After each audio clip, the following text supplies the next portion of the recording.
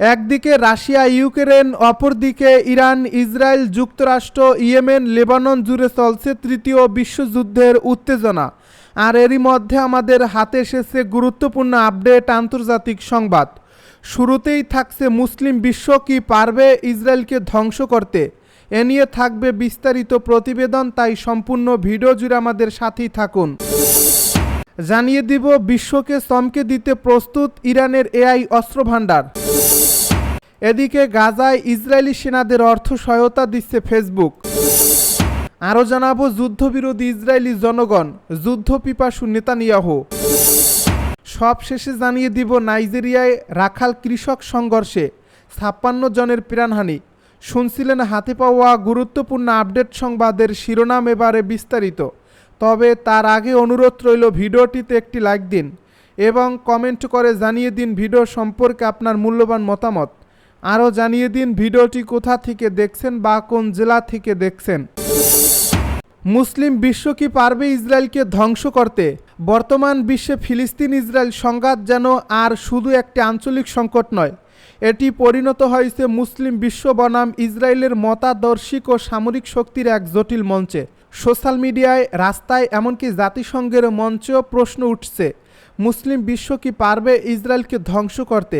প্রশ্নটা যেমন আবেগের তেমনি বাস্তবতারও গভীর।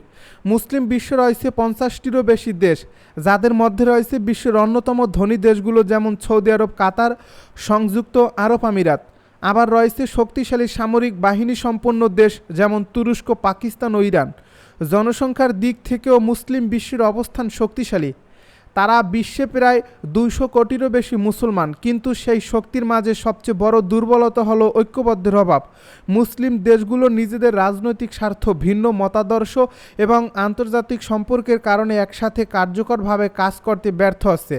অন্যদিকে ইসরায়েল একটি ছোট দেশ হলেও এর পেছনে রয়েছে যুক্তরাষ্ট্রের নিরঙ্কুশ সমর্থন, মার্কিন অর্থায়ন, অস্ত্র সহায়তা এবং জাতিসংঘে ভেটো ক্ষমতা ইসরায়েলকে করছে প্রায় অপ্রতিরোধ্য। এর পাশাপাশি ইসরায়েলের রয়েছে একটি আধুনিক শক্তিশালী সামরিক বাহিনী এবং বিশ্বাসযোগ্যভাবে একটি পারমাণবিক অস্ত্রভাণ্ডার। এই বাস্তবতায় দাঁড়িয়ে ধ্বংস শব্দটা হয়তো আবেগপ্রবণ হতে পারে, কিন্তু কৌশলগতভাবে খুব একটা বাস্তবসম্মত নয়। তবে প্রশ্নটা এখানেই শেষ হয় না। মুসলিম বিশ্ব যদি এক প্ল্যাটফর্মে এসে কূটনৈতিক, অর্থনৈতিক ও সামরিক চাপ তৈরি করতে পারে, তাহলে ইসরায়েলের জন্য তা হতে পারে এক বিশাল চ্যালেঞ্জ। উদাহরণ হিসেবে বলা যায় তেল সরবরাহ নিয়ন্ত্রণ, বাণিজ্যিক নিষেধাজ্ঞা কিংবা কূটনৈতিকভাবে ইসরায়েলকে একঘরে করে ফেলা। এইসব পদক্ষেপ বাস্তবে বড় প্রভাব ফেলতে পারে। তুরস্ক, ইরান এবং মালয়েশিয়ার মতো দেশ ইতিমধ্যেই ইসরায়েল বিরোধী অবস্থান নিয়েছে, কিন্তু সৌদি আরব ও সংযুক্ত আরব আমিরাতের মতো দেশ ইসরায়েলের সাথে সম্পর্ক স্বাভাবিক করার পথে এগোচ্ছে।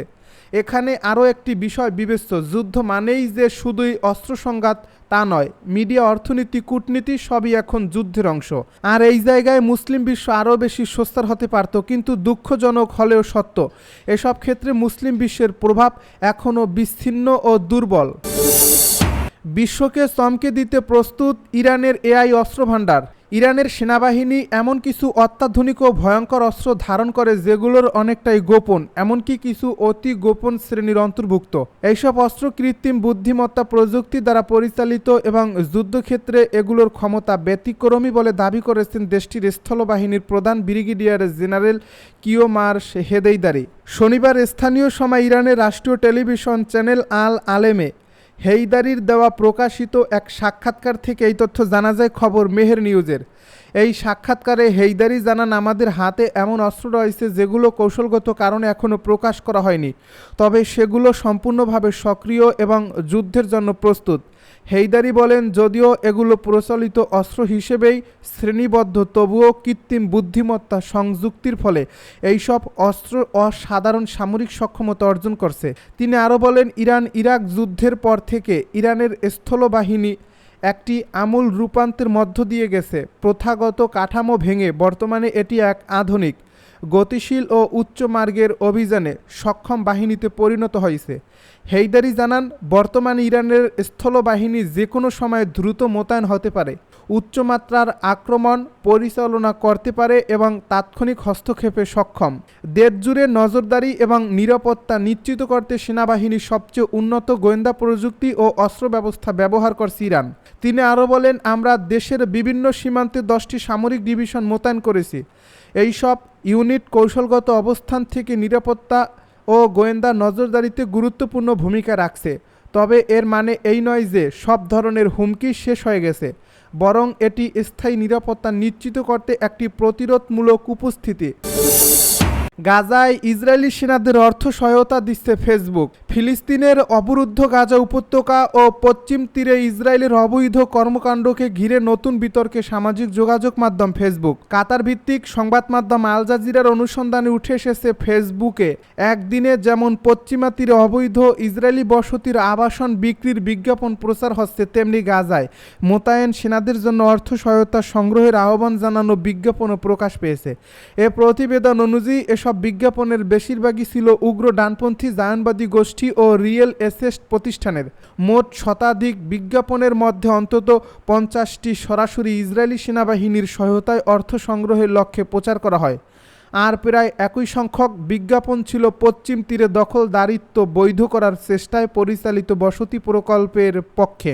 বিশ্লেষকেরা বলছেন, এসব বিজ্ঞাপন আন্তর্জাতিক আইন ও মানবাধিকার লঙ্ঘনের শামিল। পশ্চিম তীরের রিয়েল এস্টেট প্রতিষ্ঠান রামাত আদেরে তো গাবাই রিয়েল এস্টেট এসব বিজ্ঞাপন চালিয়েছে, যাদের প্রকল্পগুলো দখলকৃত ভূখণ্ডে গড়ে উঠেছে, যেগুলো আন্তর্জাতিকভাবে অবৈধ হিসাবে বিবেচিত। সবচেয়ে বিতর্কিত বিজ্ঞাপনগুলোর মধ্যে ছিল রেঘা ভীম নামের একটি ডানপন্থী প্রতিষ্ঠানের প্রচারণা সমূহ।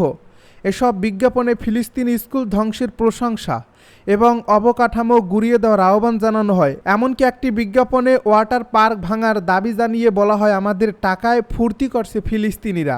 এমন বৈষম্যমূলক বার্তার বিরুদ্ধে করা প্রতিক্রিয়া জানিয়েছে ইউরোপীয় ইউনিয়ন ও মানবাধিকার সংস্থা হিউম্যান রাইটস ওয়াচ। ব্রিটিশ সংসদ সদস্য ব্রায়ান লেইশম্যান অভিযোগ করেন, ফেসবুক আন্তর্জাতিক মানবাধিকার লঙ্ঘনের মাধ্যমে হয়ে উঠেছে। মেটা কর্তৃপক্ষ এ বিষয়ে প্রতিক্রিয়ায় বলেছে, এটি স্বয়ংক্রিয় পদ্ধতির ত্রুটি। তবে ডিজিটাল নীতি নির্ধারক ও গবেষকেরা বলছেন, এসব বিজ্ঞাপন সাধারণ বিজ্ঞাপনের ছদ্মবেশে নীতিমালার ফাঁক গলে চলে এসেছে। যুদ্ধবিরোধী ইসরায়েলি জনগণ, যুদ্ধপিয়াসী নেতানিয়াহু।